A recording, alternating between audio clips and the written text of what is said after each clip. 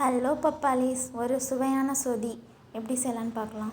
Double beans, உருளைக்கிழங்கு, carrot, beans, வெங்காயம், தக்காளி, பச்சை மிளகா, வெள்ளைப்பூடு ஒரு 10 பல். இது மசாலா தேவையானது சீரகம், மிளகு, கசகசா அதெல்லாமே எடுத்து வச்சுருக்கேன். இப்போ நம்ம மசாலா ரெடி பண்ணிக்கலாம். மசாலாவுக்கு கடாயில் கொஞ்சமாக ஒரு 2 டேபிள் ஸ்பூன் எண்ணெய் ஊற்றிக்கிட்டு அதுக்கு நம்ம எடுத்து வச்சுருக்க ஃபஸ்ட்டு சோம்பு, அப்புறம் சீரகம், மிளகு, கசகசா எல்லாத்தையுமே போட்டு நம்ம லைட்டாக வறுத்துக்கலாம்.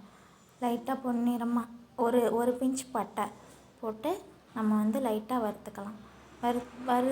நல்லா பொன்னிறமாக வறுத்ததுக்கப்புறம் அதில் நம்ம பொட்டுக்கடலை சேர்த்துக்கலாம். நம்ம ஃபஸ்ட்டு பொன்னிறமாக நல்லா வறுப்பட்டுருச்சு பாருங்கள்.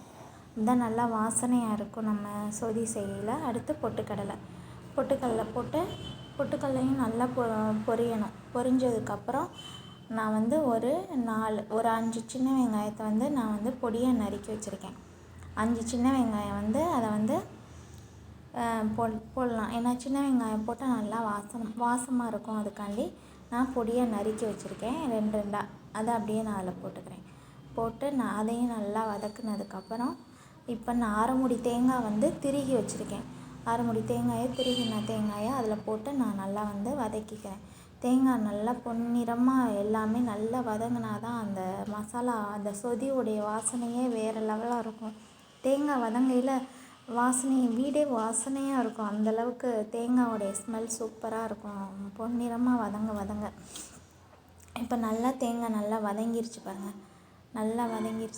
வதங்கினதுக்கப்புறம் இதை ஆற விட்டு நம்ம அரைச்சி நல்லா வலுவலுன்னு பேஸ்ட்டாக அரைச்சி வச்சுக்கலாம். இப்போ அதே மாதிரி பட்டை, இலை, ஜாதிப்பத்திரி, பூ, சோம்பு அவ்வளோதான், வேறு எதுவும் போட வேண்டாம். 2 பச்சை மிளகாய், கருவேப்பிலை. இந்த சொதிக்கு காரம் மிளகும் பச்சை மிளகாய் மட்டும்தான். வேறு எதுவும் நம்ம அதுக்கு மிளகாத்தூளாக எதுவுமே போடவே மாட்டோம். இதுதான் சொதிக்கு காரம் கொடுக்குறது. வேணும்னா இன்னும் நீங்கள் 2 பச்சை மிளகாய், இந்த பச்சை மிளகாயை நல்லா உரைக்கும், அதனால தான் நான் அவ்வளோ போட்டேன். வேணும்னா நீங்கள் 2 இன்னும் கூட எக்ஸ்ட்ரா போட்டுக்கலாம் 2. இப்போ நான் நீல வாக்கில் நறுக்கின 2 பெரிய வெங்காயம், சின்ன சைஸ் வெங்காயம் தான், அதான் கொஞ்சமாக இருக்கிற மாதிரி இருக்குது. அதை நல்லா வதக்கிக்கலாம். அது கூட ஒரு 10 பல் பூண்டு உரித்து வச்சுருந்தேன். அதையும் நல்லா போட்டு 2யுமே போட்டு நல்லா வதக்கிக்கலாம். சின்ன வெங்காயம், பூண்டு, பச்சை மிளகா போட்டு நல்லா வதக்கிட்டு அதுக்கப்புறம் நான் இதுக்கு தக்காளி மேக்ஸிமம் யாரும் ரொம்ப யூஸ் பண்ண மாட்டாங்க. இருந்தாலும் தக்காளி போட்டால் அந்த லைட்டாக புளிப்பு தன்மை நல்லாயிருக்கும் சாப்பிட்றதுக்கு. அதனால் இதில் நான் ஒரு லெமன் சைஸ் தக்காளி நறுக்கி அதில் போட்டிருக்கேன். தக்காளி நல்லா வதங்கினதுக்கப்புறம் ஒரு 1/2 ஸ்பூன் இஞ்சி பூண்டு பேஸ்ட்டு 1/2 ஸ்பூன் இஞ்சி பூண்டு பேஸ்ட்டு போட்டால் போதும்.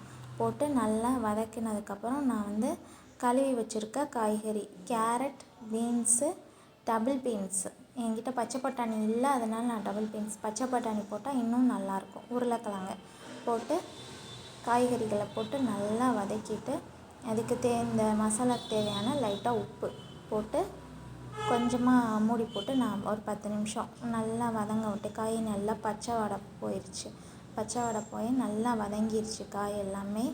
இப்போ நம்ம அரைச்சி வச்சுருக்க பேஸ்ட்டு, நம்ம தேங்காய் அதெல்லாம் போட்டு நம்ம அரைச்சி வச்சுருக்கோம் இல்லையா, அந்த பேஸ்ட்டை இதில் நம்ம ஊற்றிடலாம்.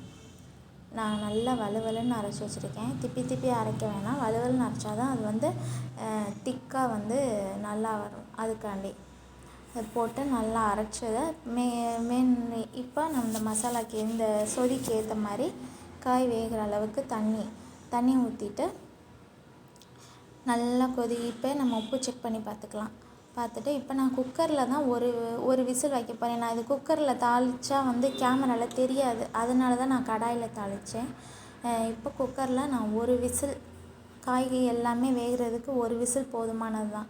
ஒரு விசில் மட்டும் வச்சு நான் உப்பு காரம் எல்லாம் செக் பண்ணிவிட்டு ஒரு விசில் வச்சு நான் ஒரு விசில் எடுத்து வச்சுட்டு அதுக்கப்புறம் போதும். ஒரு விசில் வச்சா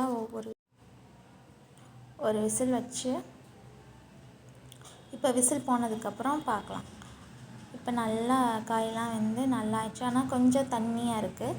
இப்போ நம்ம கடாயில் ஊற்றி ஒரு 1/4 மணி நேரம், ஒரு 15 நிமிஷம் 10 நிமிஷம் கொதிக்க விட்டால் போதும்.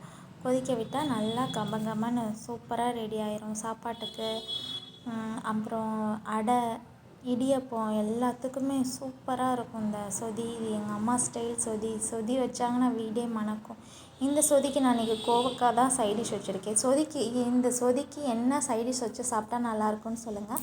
வீடியோ பிடிச்சிருந்தால் லைக் பண்ணுங்கள், ஷேர் பண்ணுங்கள், சப்ஸ்கிரைப் பண்ணுங்கள். நன்றி.